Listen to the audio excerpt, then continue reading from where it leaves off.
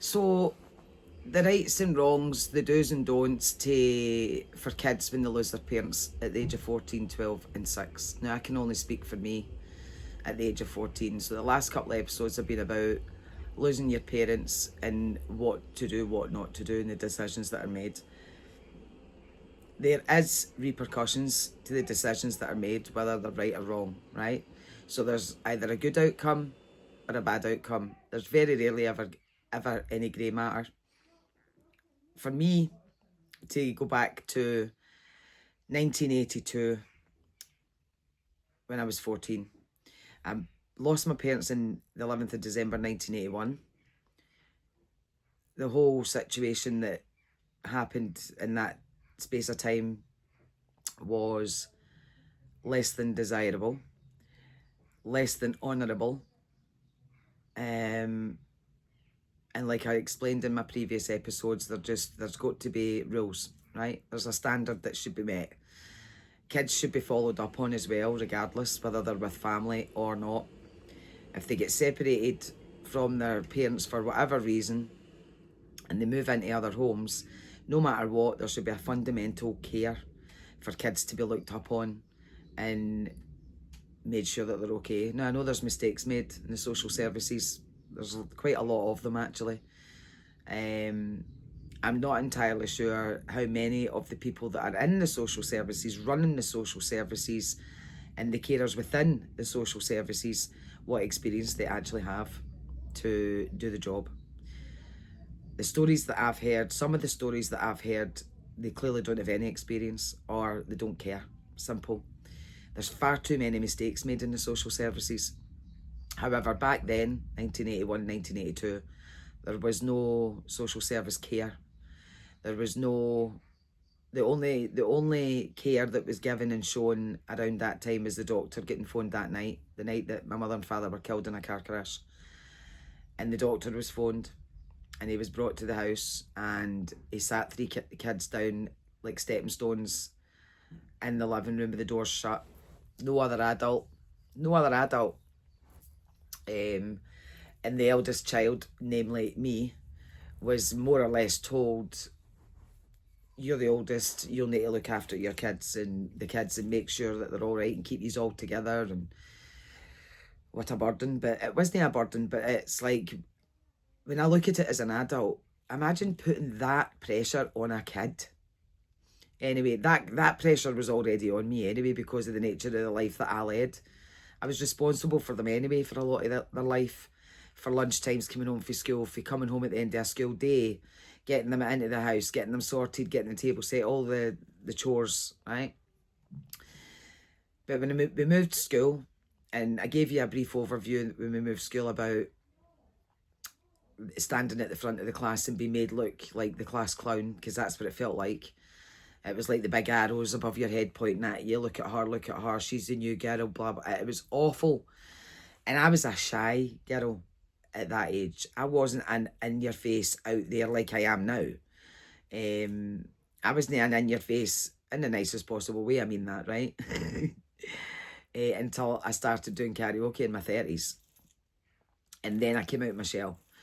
But up until then, I was outspoken enough and with family and friends and things, but I wasn't.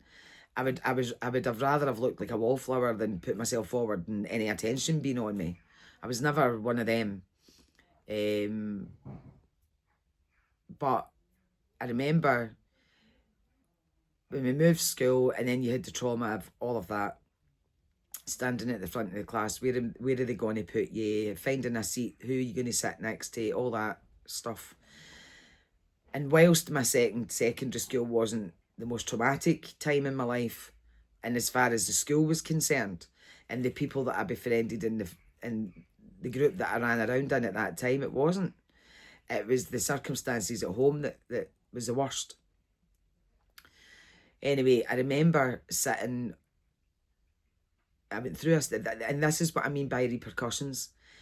There's a repercussion to every event, good or bad, right?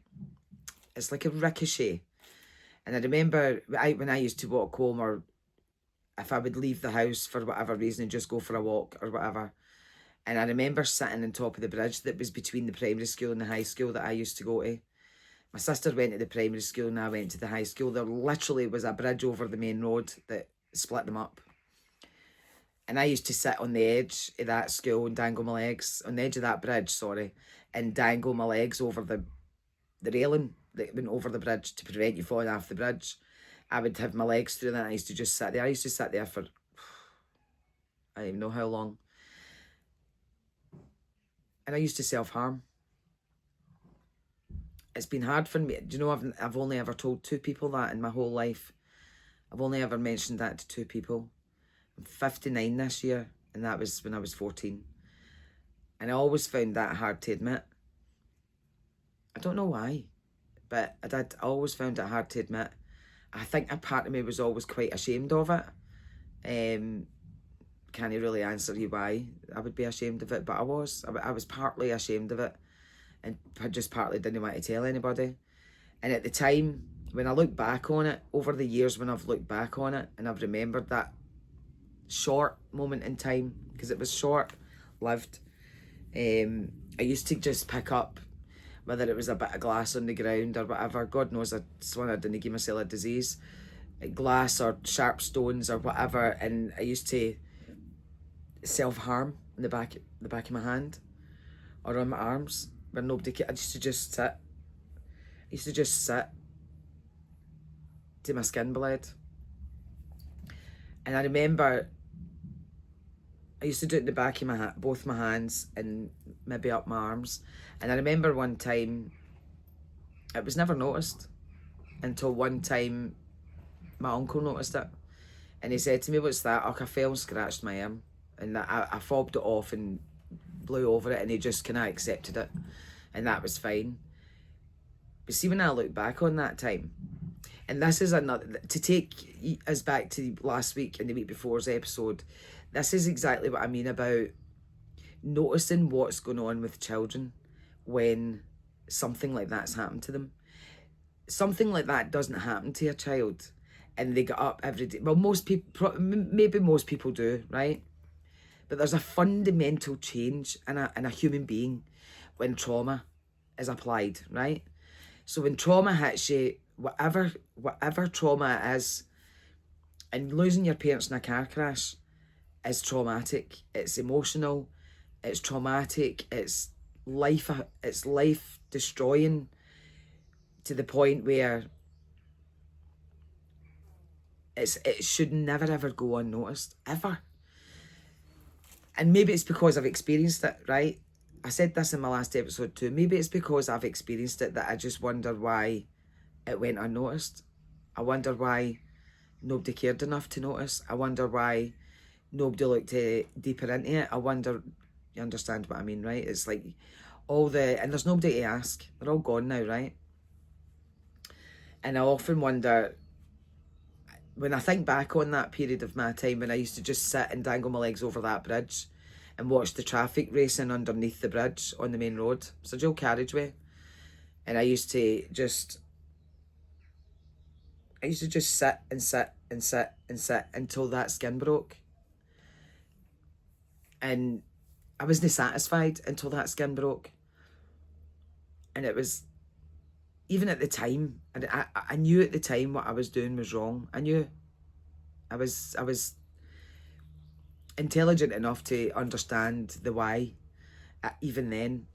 But when I've looked back on it over the years. I mean, I don't think about it every day or anything like that, or even every year for that matter.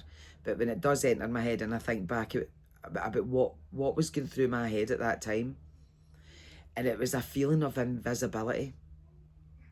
It was feeling invisible. It was a feeling uncared for. It was a feeling that no matter what you said, it didn't matter. It was just a feeling of invisibility. And I think, I truly hope and pray that now, when traumatic things like that happen to children, which they must happen up and down the country, right, the world, I hope that these kids are better looked after and more cared about emotionally than rather than the physical side of it. The physical side's important. You can look after them, you can make sure they get showered, you can feed them, you can make sure that they've got clothes on their back, you can make sure that they're turning up to school every day, you can even make sure they do their homework, things, the fundamental things, right? The basics, because that's pretty much the basics.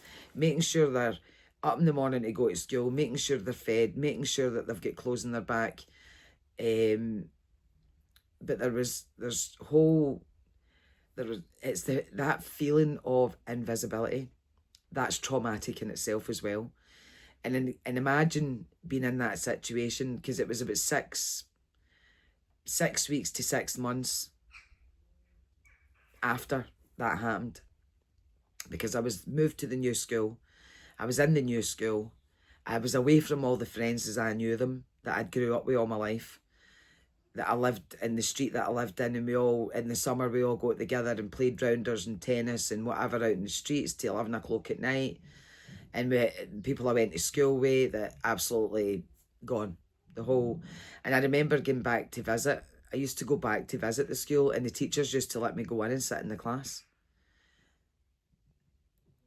I mean, even when I think back on that, when I used to go into the school and visit my old friends, and they used to let me sit in the class. They used to just give me a table and chairs and just let me sit. I wasn't part of the lesson or anything. It wasn't as if I could sit there and talk to anybody during a lesson.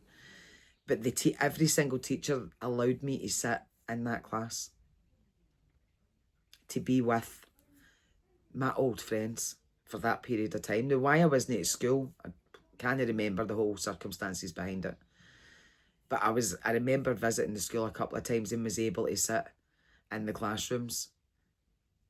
And that was quite literally putting myself under the spotlight. And they all knew who I was. They all knew what happened to me. And a lot of them, especially my friends, knew who my mother and father were. So they'd all seen them. They knew them when they were alive. And it was like going back, and it was like stepping back in time, and it was like being in a time machine, stepping back in time and sitting in the class and wishing I was back there again. When I think back to, I actually feel dead sorry for that person. I actually feel dead sorry. Don't feel sorry for myself, but I feel sorry for the little girl that felt the need. I feel sorry for the little girl that felt the need to go back to that school and sit with her old friends and just sit there in a classroom with a big spotlight above her head. The spotlight that she actually hated to have, but was willing to accept, and just to sit there, just to be there and sit there with her old friends in her old school. God, why am I so emotional about that? Wow. I've not thought about that for a long time, 59 years of age nearly, and it's like 45 years ago, and it's... Why is that emotive? Why is that so emotive for me? Because I can put myself back in that position and remember it's so clear. And I can put myself in another kid's situation who is potentially feeling the same thing. It's not like specifically about myself, although it is. Of course it is, because this is a soul-ripping, a soul-revealing episode in my life.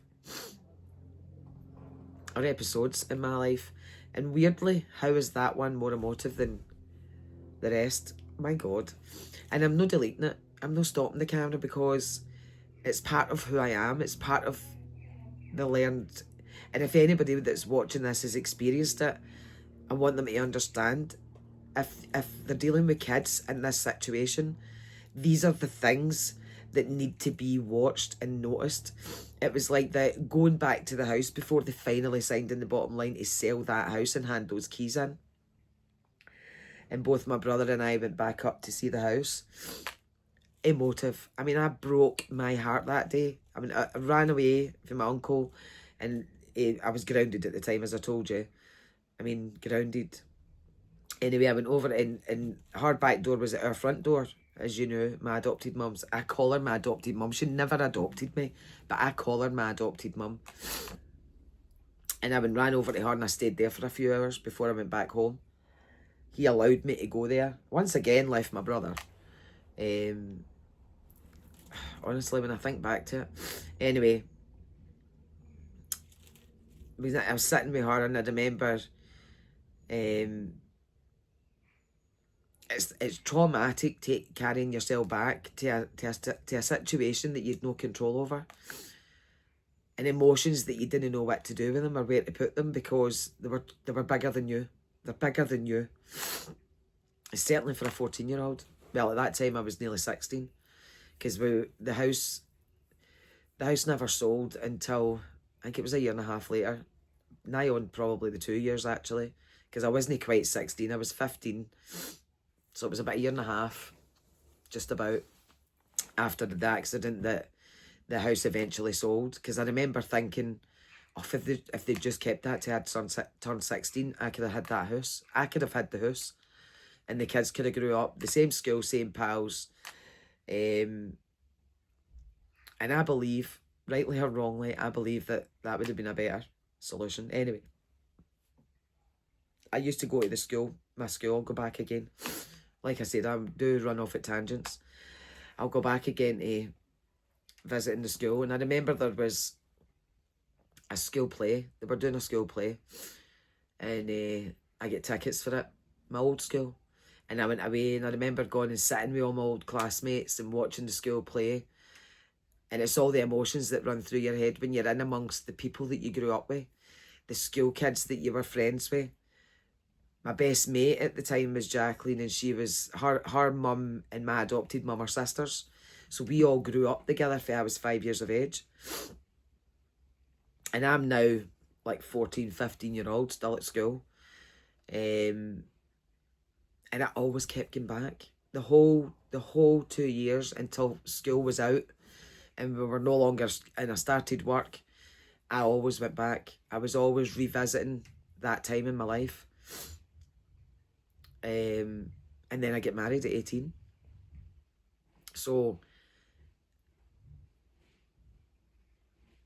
it's crazy. It's crazy, the things and the decisions that were made both by myself and by the people around me. And I'll go back to saying thank God for my adopted mum, because she was the only solid pillar of guidance that I felt I had at that time. She was the only one that didn't treat me like I was invisible at that time, and still does. She still does. I'm nearly 59 and she still does. I've never been invisible to her. Never. Not once have I ever felt invisible to her. Her or my adopted dad. God rest him, he's no longer here either. It's just, I feel sorry for any child that is in that situation where they felt they needed to go back to their history, go back to the old school and sit among their old friends, and the teachers actually allowing, and the teachers in that school knew me, and therein lies the difference between the old and the new. They all knew me. That was my comfort zone. That's where I felt most at home. I get it that it's normal. I get it that it was, of course it was, because I grew up there for I was 5. I was at these schools, my primary school for I was 5 till I was 10, 11, and then moved on to my high school and left my high school halfway through 3rd year. So they all knew me. Even when I used to revisit the school, and they all knew me. I remember being in the English class in maths. It was the English and maths class that sticks mostly in my brain, that I sat through, that they let me sit through, and I've no idea why I wasn't at school and why I was able to be in the classrooms at that time. Can't remember how or why that was, because it wasn't as if I was allowed to be off school. So, memory's failing me there. The memory fails you, it truly does. So that just takes me, I'm going to finish up on that, because this episode is basically about the repercussions of decisions made and lived traumatic experiences and how it can affect your life. So for this week, it's I self-harmed. I didn't do it for long. I stopped it pretty quickly. Do you know what? I stopped it when nobody noticed. And that's it. I stopped it when nobody noticed. It was like a cry for help. That when I look back on that period, it was like a cry for help, and the help never came. So I gave up crying for help. And it was all during that time that I would go back to Aberdeen Hill, and I would go back to the school, and I would sit in the classrooms. Only done it a couple of times.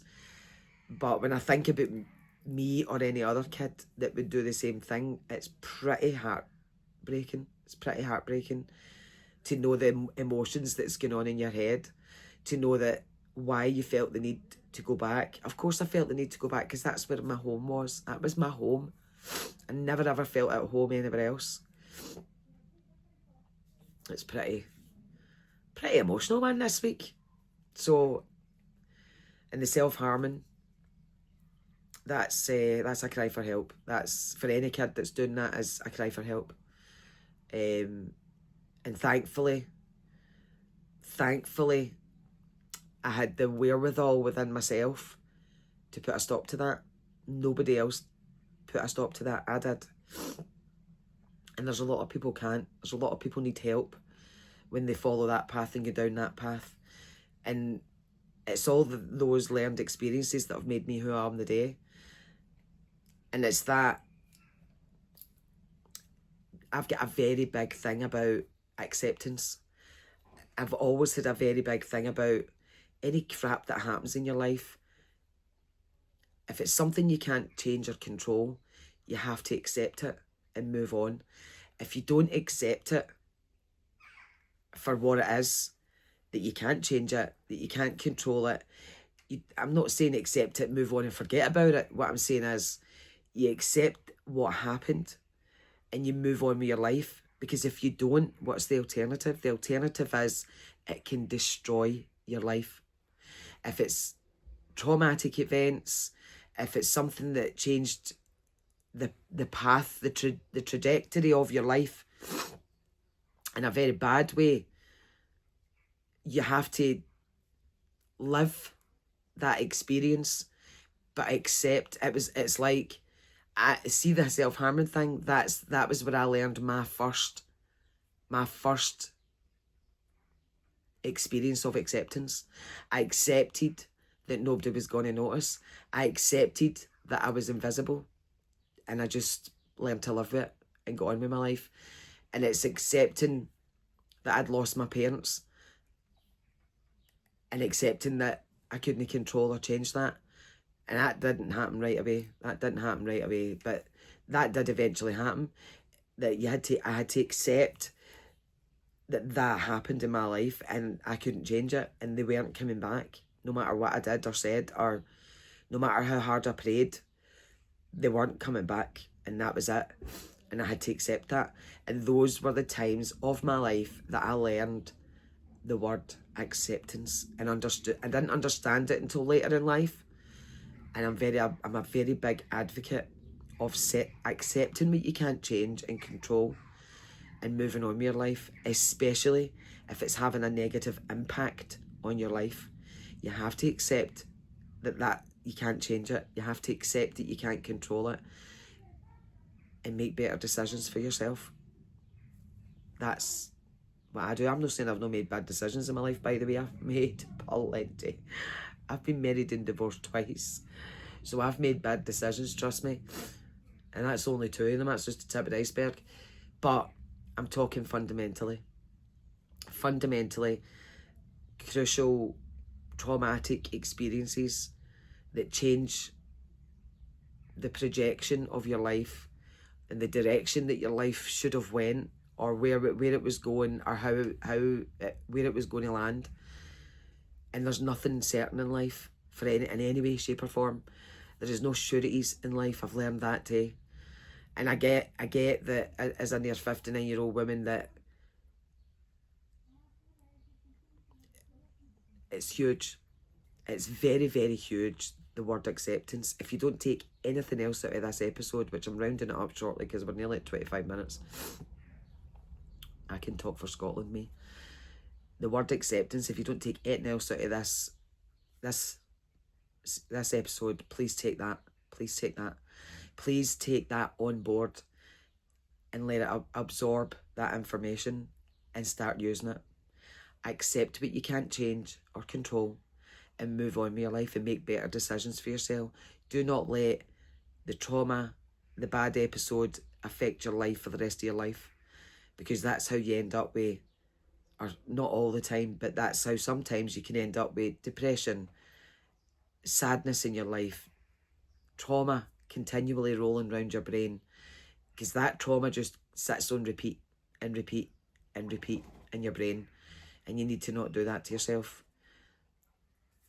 It's hard. I'm not saying it's no hard. It's no hard. It's goddamn hard to do that in any walk of life, but you have to. You have to embrace and accept that some things you just can't change, and don't let it destroy your life. And I'm going to leave it there. I hope you find this episode informative and interesting, and I hope you gain something from it, like acceptance. So if you're watching this and it's something that you think future episodes can help, and even if it's not you and it's somebody you know, then subscribe. It's free. Throw me a comment. Reach out on my email if you don't want to make it public. Feel free to contact me. My inbox will always be open to anyone who needs help, guidance, or support in any way. And if I can do anything, I will. If I can't, I can't. I'm not guaranteeing or promising anything here. I'm not at the Oracle of all. I'm not a doctor. I'm not a psychotherapist. I'm not a social worker or anything of the like. But if you've had experience like mine and you find any of this helpful, then feel free to reach out. And I'll catch you all next week. Thanks for watching.